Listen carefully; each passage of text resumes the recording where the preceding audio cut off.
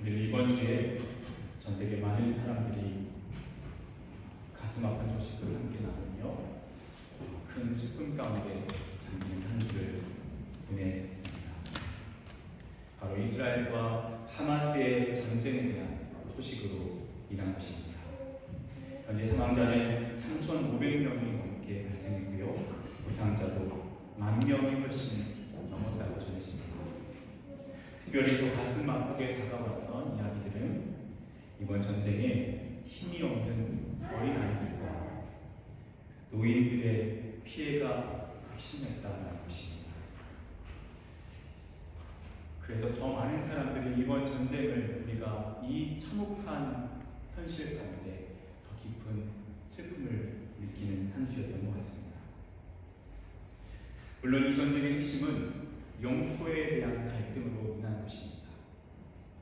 하지만 이 영토에 대한 갈등 더 깊숙이 들어가 보면 영토와 함께 종교적인 갈등 역시 함께 그 안에 포함되어 있다는 것을 외면할 수가 없습니다. 이스라엘과 하마스 모두 이 전쟁을 신의 뜻이라고 받아들입니다. 그리고 동시에 서로가 거룩한 전쟁이라고 외칩니다. 그리고 각자 신을 향해 도움을 요청하며 전쟁을 치르고 있는 현실입니다. 사실 이러한 모습은 우리 기독교에도 낯설지 않습니다. 특별히 성질을 탈환하기 위한 십자군은 1095년부터 1291년까지 무려 9차례에 걸쳐서 십자가 전쟁을 일으켰습니다. 특별히 처음으로 이 십자군 전쟁을 시작했던 교황 우르바누스 2세는 1094년 프랑스 클레르몽이라고 하는 곳에서 열린 종교회의에서 이런 이야기를 했습니다. 이슬람에 점령당한 성지 예루살렘을 되찾기 위한 성스러운 전쟁에서 생명을 잃는 자는 천국을 얻고 죄를 용서받으리라. 그 당시에도 십자군은요, 그 전쟁을 거룩한 전쟁이라고 이야기했고 그것을 하나님의 뜻이라고 이야기했습니다. 그 역사는 그것이 철저히 잘못이었다고 밝혀지고 있습니다. 우리는 이러한 역사적인 순간들을 맞이하게 되면 굉장히 불편합니다. 종교에 대한 회의를 품게 되기도 하고요. 우리의 신앙에 대해서도 다시 한번 돌아보게 됩니다. 종교는 가장 아름답다라고 여겨지지만 동시에 가장 극단적인 공격성을 포함하고 있음을 발견합니다. 가장 큰 목소리로 평화에 대해서 부르시지만 가장 적극적으로 전쟁에 대해 추동하고 있다는 것 또한 알게 됩니다. 우리는 대부분 이러한 종교 안에 있는 공격성, 모순성에 대해서 어떻게 이해해야 될지에 대해서 답답함을 금치 못합니다. 물론 이러한 종교가 가지고 있는 그 안에서의 극단적인 공격성과 그러한 모순성에 대해서 다양한 접근이 가능하지만 그 핵심을 건드린다고 할 때에 반드시 짚고 넘어가야 될 부분은 선민사상에 대한 것입니다. 대부분의 종교는요, 선민사상에 대해서 기본적으로 동의하고 각자의 선민사상을 가지고 있습니다. 그리고 이 선민사상 자체는 사실 잘못된 것은 아닙니다. 선민사상이라는 것은 신의 사랑과 은총을 받았다라는 것에부터 시작되기 때문에 그 은총을 받은 존재로서 살아가는 것, 그 이해가 잘못된 것은 아닙니다. 그런데 이 선민사상에만 갇히게 되면 그 안에 반드시 빠지게 되는 함정이 있다는 것입니다. 그리고 그 함정에 빠지게 되면 자연스럽게 영적인 교만함 그리고 영적인 이기주의를 품게 됩니다. 그리고 극단적으로는 이러한 전쟁의 동기로 변질되게 됩니다. 오늘 말씀에서 하나님께서는요 출애굽한 이스라엘 백성들을요 신의 선생처럼 이끄십니다. 그리고 모세라고 하는 그 지도자에게 말씀하십니다. 그 말씀의 내용은요 이스라엘과 하나님께서 언약을 맺자라고 제안하시는 내용입니다.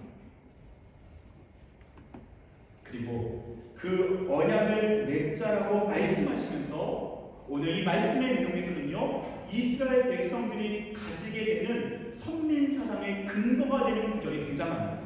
오늘 말씀의 본문인데요 우리 5절과 6절 말씀 한번 주보를 펴서 함께 읽어보겠습니다. 하나님께서 모세를 통해서 시내산 언약을 맺으면서 약속하신 내용입니다. 우리 5절과 6절 함께 읽겠습니다. 시작. 세계가 다 내게 속하였나니 너희가 내 말을 잘 듣고 내 언약을 지키면 너희는 모든 민족 중에서 내 소유가 되겠고 너희가 내게 대하여 제사장 나라가 되며 거룩한 백성이 되리라. 너는 이 말을 이스라엘 자손에게 전할지니라. 아멘. 그렇습니다. 오늘 말씀은요 정확히 이스라엘의 선민 사상의 근거가 되는 말씀 구절이라고 할 수 있습니다. 특별히 먼저 주님께서 이렇게 먼저 말씀하십니다. 너희는 모든 민족 중에서 내 소유가 되겠고 라고 말씀하십니다. 여러분 여기서 소유라고 하는 단어는요 세굴라라고 하는 단어인데 그냥 여러 물건 중에 하나인 소유가 아닙니다. 이 단어는요 가장 소중한 소유를 이야기합니다.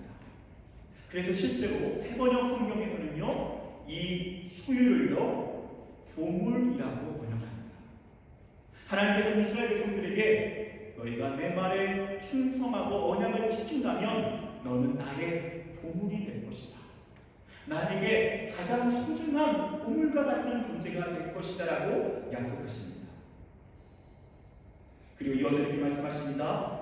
제사장 나라가 될 것이고 그리고 거룩한 백성이 될 것이다 라고 말씀하십니다. 이것은 분명 이스라엘 백성들을 향한 특권입니다. 이스라엘 백성들은 이 언약에 대해서 동의했고요. 그리고 그 하나님의 특권을 받아 누리기 시작합니다. 그리고 이 언약의 이름을 우리는 신의 산 언약이라고 말하게 되는 것이죠. 하지만 잘 알다시피 구약의 역사는 이스라엘 백성들이 이 하나님의 언약에 대해서 반복적으로 깨뜨리는 역사를 진행하게 됩니다. 하나님께서 신실하게 그 언약을 지키셨지만 이스라엘 백성들은 반복적으로 그 언약을 거부합니다. 우상 숭배에 빠지고요 하나님의 말씀과 정반대되는 이기적인 백성의 모습으로 살아가게 됩니다. 결국 이 언약에 따라 BC 586년 바벨론에 의해서 이스라엘은 멸망당하게 됩니다. 그리고 그 이후에 여전히 그 고통스러운 역사는 이어지고 있습니다.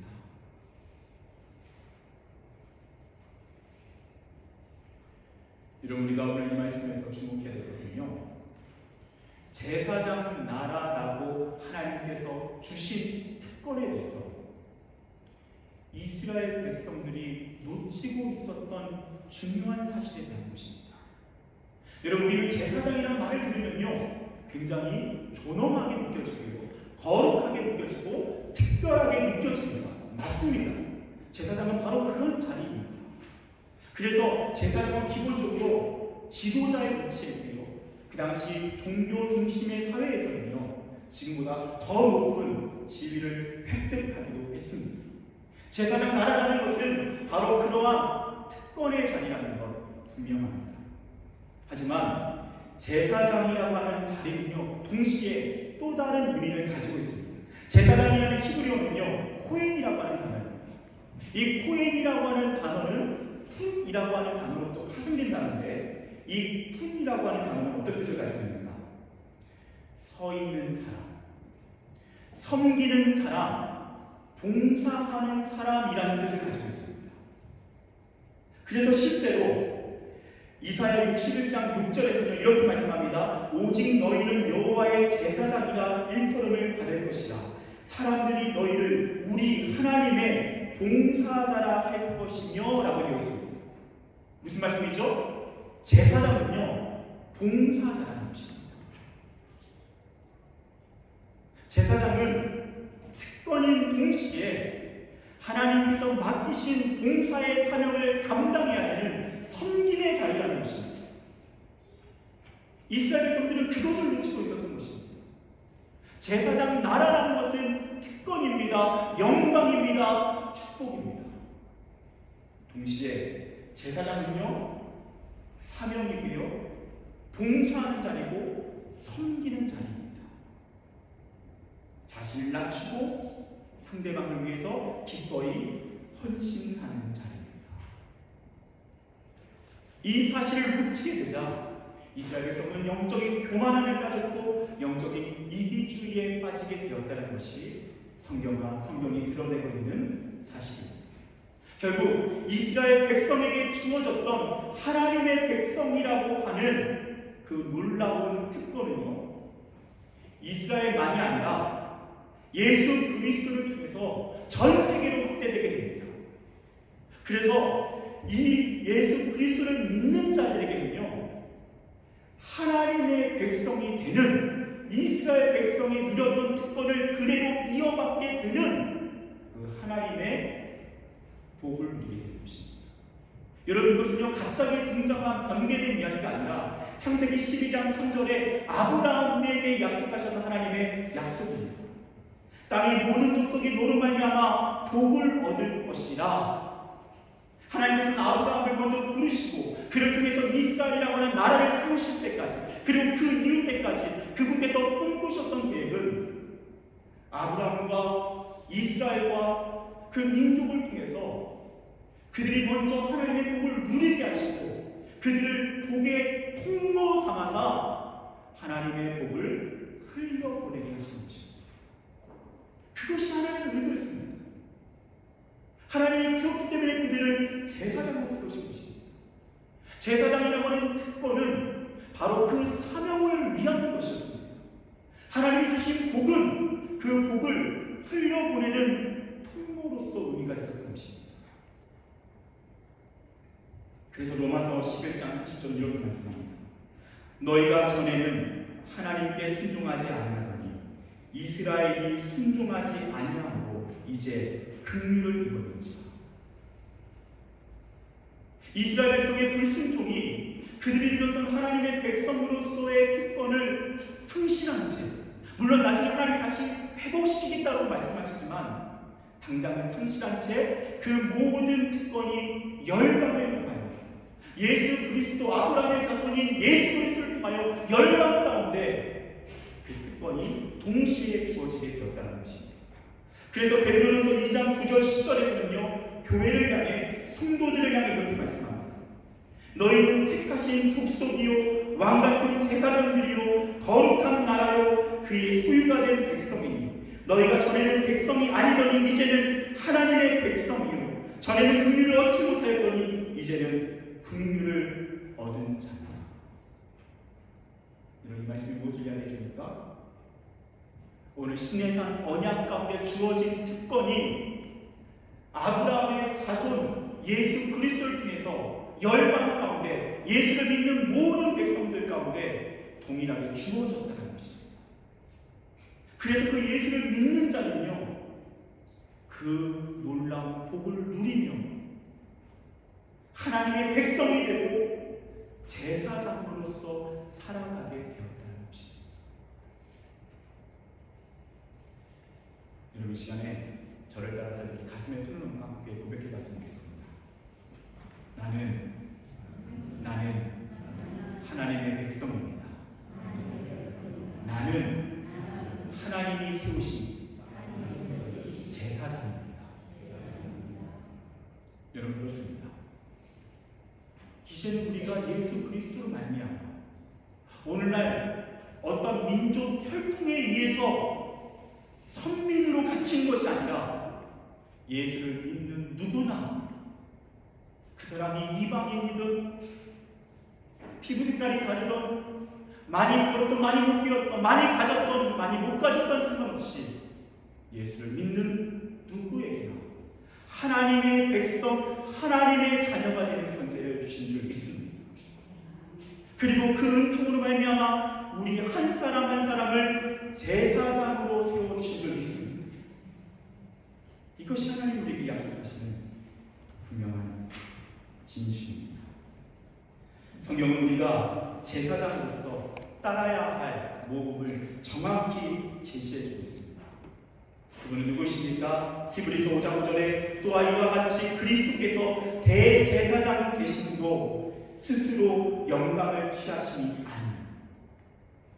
성경은요 먼저 예수님께서 대제사장이라고 말씀하십니다.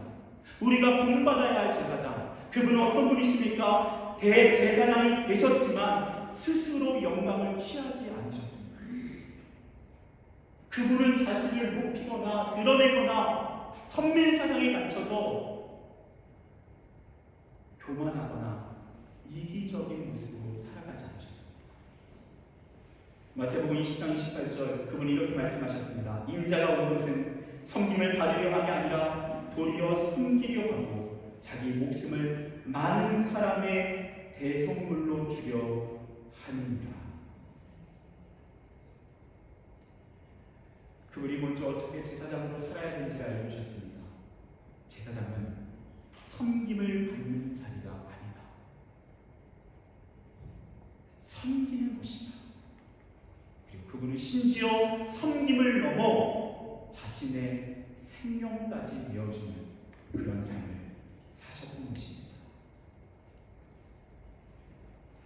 하나님께서 저와 여러분을 구원하시고 제사장으로 세우신 그 이유는 바로 이 예수님처럼 섬김을 받는 것에 안주하며 특권의식에 서로다투는 것이 아니라 섬기고 우리에게 주신 축복을 흘려보내는 통로로 살기 위해 저와 여러분을 제사장으로 세우신 줄 믿습니다. 우리에게 주신 하나님의 사랑, 그 하나님의 축복은, 그 특권은 동시에 우리의 사명입니다. 여러분, 대표적으로요 이런 특권에 대해 이야기할 때 우리는 은사에 대해 이야기했었습니다. 여러분, 은사는 무엇입니까? 은사는요 하나님께서 우리에게 주신 선물입니다. 특권입니다. 그래서 각자마다 고유한 은사가 있습니다. 여러분, 우리 교회 성도님만 봐도요 각자 아름다운 은사들을 다 가지고 계십니다. 어떤 분은요 이렇게 행정의 은사가 있으십니다. 또 어떤 분은요 찬양의 은사가 있으시고요. 어떤 분은요 아름다운 악기로 하나님을 예배하는 은사가 있습니다. 또 어떤 분은 그분만 등장하면 분위기가 더 밝아지고 화기애애해집니다. 어떤 분은요 섬김의 은사가 있는 분이 있습니다. 또 긍휼의 은사가 있는 사람이 있습니다. 가난하고 헐벗은 사람을 보면 막 참지 못하고 주체하지 못하고 그렇게 그리스도의 사랑을 섬기는 사람들이 있습니다.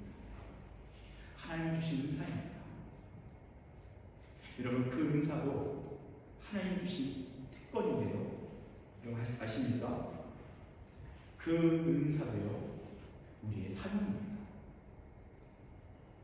하나님께서 우리에게 주신 은사의 이유는 그것을 통하여서 특권의식 또는 선민의식에 사로잡히기 위한 것이 아니라 그 은사를 통해서 섬기고 나누고 흘려보내는 제사장의 역할을 감당하기 위해 은사를 주셨습니다. 이런 한 번은 팀켈러 목사님께서 겪으신 일인데요.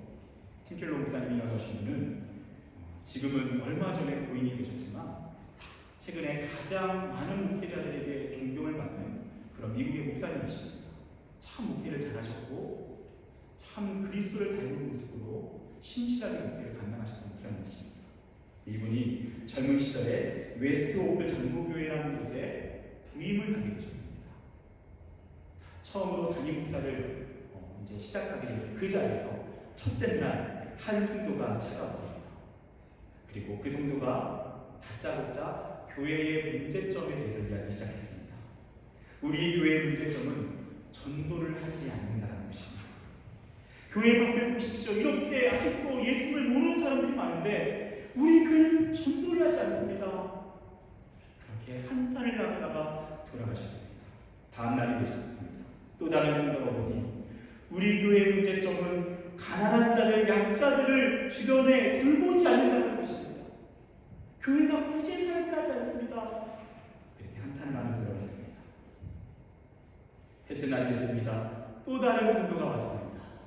이번에는 이 티켈로 목사님에게 우리 교회는 인종차별의 문제가 있는 것 같습니다.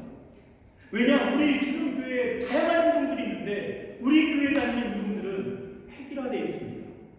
우리 교회는 바로 그런 문제점이 있습니다. 이 티켈로 목사님에게 그렇게 한참을 불평을 하다가 돌아갔다고 합니다. 이 티켈로 목사님이 그렇게 셋째 날까지 다 보내시는데 여러분 같으면 어떤 생각을 하시겠습니까? 목회자들이 그렇습니다.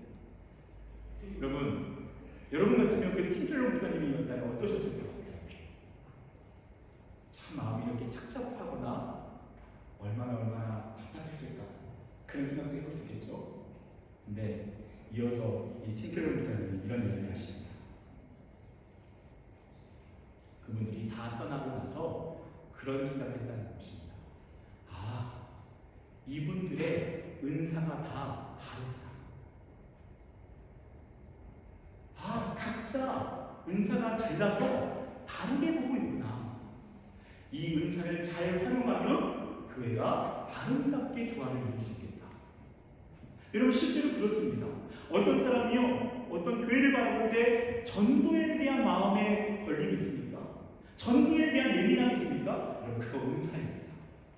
그 사람이 그것을 잘하고 그것에 대한 통찰력이 있기 때문에 그것을 볼 수 있는 것입니다. 어떤 사람이 우리 교회가 구제가 부족하다는 것으로 인해서 답답하고 그것이 계속해서 가시처럼 걸립니까? 여러분 그분은요 그것이 은사입니다.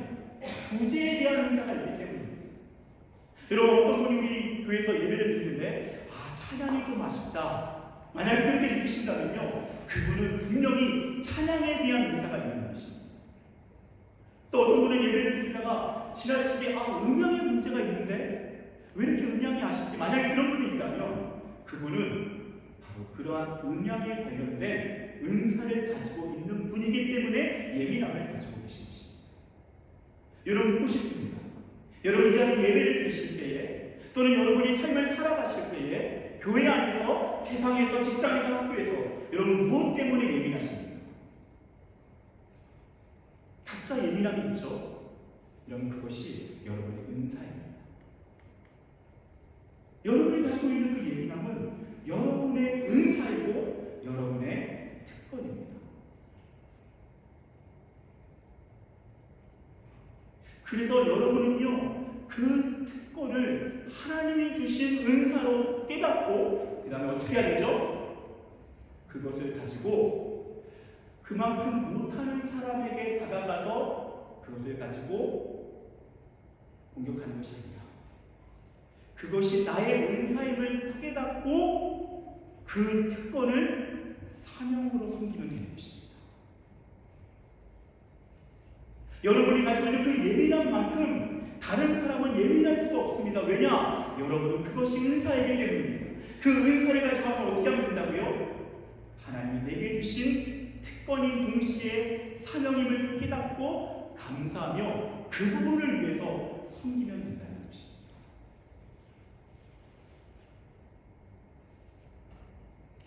여러분 그것이 은사에 하나님 우리에게 주신 특권에 아주 중요한 사명이라는 것입니다.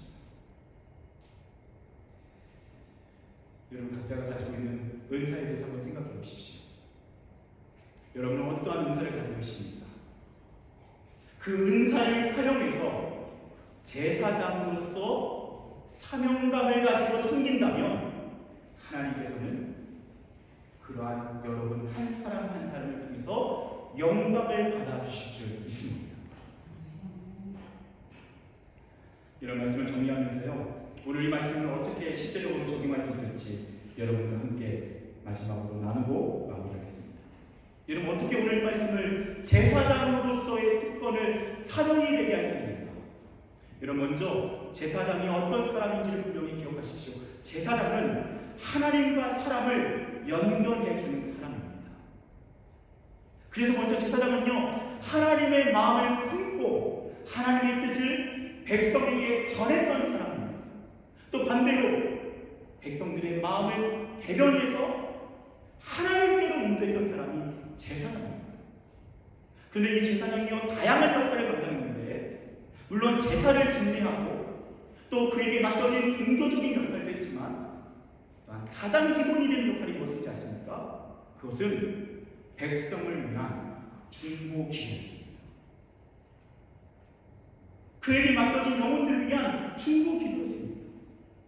여러분, 이 자리에 있는 모든 제사장님 여러분 각자 은사가 있지만 그 은사 이전에 여러분이 제사장으로서 감당해야 될 중요한 사명이 있습니다. 그것은 무엇입니까? 기도입니다.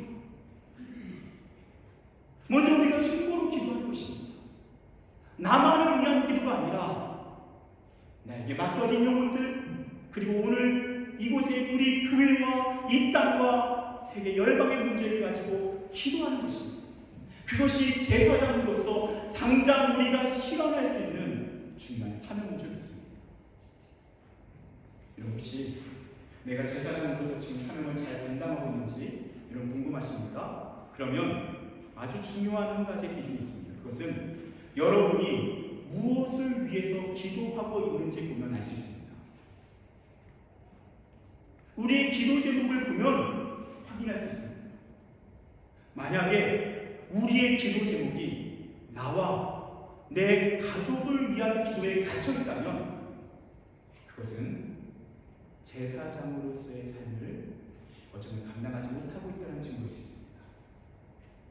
만약에 여러분의 기도가 나와 나의 가족과 더 넘어서 나의 이웃과 그리고 내 주변의 사람들과 더 나아가 이 땅과 세상의 문제를 품고 있다면 여러분은 그만큼 제사장으로서의 영향력을 품고 있는 것입니다. 오늘부터 저와 여러분의 기도의 제목이 달라질 수 있기를 축복합니다. 나와 나의 가족만을 위한 기도가 아니라 그 기도를 확장하는 것입니다. 날마다 우리가 중보기도를 시작하는 것입니다. 교회를 위해서, 교회 안에 있는 형제 자매를 위해서, 주변의 이웃들을 위해서, 우리가 살고 있는 파리와 프랑스와 유럽을 위해서, 조국 대한민국을 위해, 이스라엘과 팔레스타인을 위해서, 러시아와 우크라이나 전쟁을 위해 재난으로 인해 고통당하는 모로코, 리비아, 아프가니스탄을 위해 우리의 기도를 확장하는 것입니다. 그렇게 우리가 중보 기도를 하다 보면 하나님께서 우리에게 주시는 감동이 있습니다. 구체적으로 주시는 부담감이 있습니다. 또는 우리의 눈에 아른거리는 영혼이 있습니다. 어떤 문제가 있습니다. 그러면 그것을 위해서 기도하다가 주님이 주시는 감동을 따라, 성령께서 주시는 감동을 따라 구체적으로 그 필요를 채우고 우리의 때로는 물질과 시간과 우리의 정성을 나누며 한 사람 한 사람을 섬기며 살아가는 것입니다. 우리 교회에서 어떤 빈자리가 느껴질 때 그 자리에 대한 부담감을 주시면 자연스럽게 제사장으로서 그 빈자리를 섬기며 나가는 것입니다. 우리의 삶의 자리에서, 학교에서, 직장에서, 주변 이웃들과의 관계 안에서 어떤 누군가가 눈에 유독히 걸린다면 그 영혼을 위해서 섬기며 살아가는 것입니다. 그것이 바로 우리가 당장 오늘부터 시작할 수 있는 제사장으로서의 특권인 동시에 사명인 줄 믿습니다. 하나님의 거룩한 제사장이신 우리 파리 연합교회 성도 여러분, 오늘부터 저와 여러분에게 주어진 제사장의 특권이 사명으로서 구체적으로 실현되기를 진심으로 축복합니다. 기도하겠습니다.